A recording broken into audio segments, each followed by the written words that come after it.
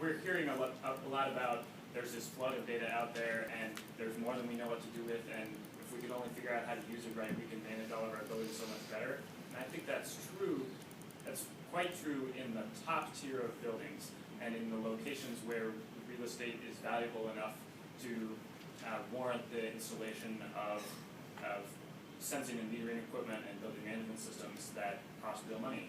And so our view with the Department of Energy is that stuff costs more than it needs to, and so one of our initiatives in the buildings program is actually a bunch on the R&D side for lowering the cost of sensors and controls, because we think there are real opportunities there to actually penetrate the rest of the market, not just the green here in New York City.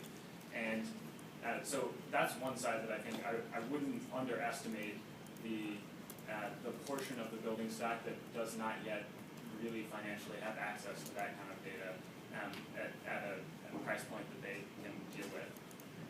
And the other side is at the portfolio level. Now I mentioned the National Buildings Performance Database we've created and are starting to work with folks on. And that, I think, is, again, something that large building portfolio owners have some visibility into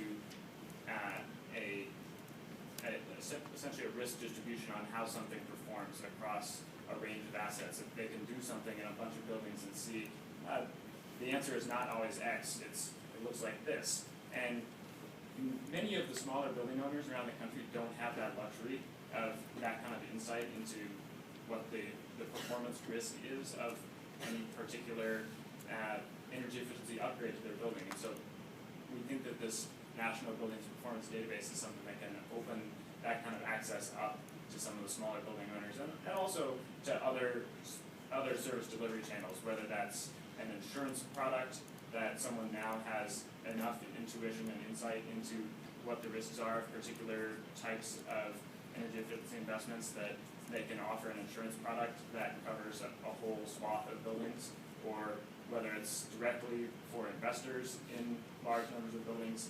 But we think that at the portfolio level, that's the way to think about it in terms of unlocking some other investment opportunities there that are currently seen as too risky because we don't know what the risk profile is. And there's a limited trust of just single number engineering models as the right way to get to the bottom of that. So we think that empirical data can actually be part of the answer. Cody,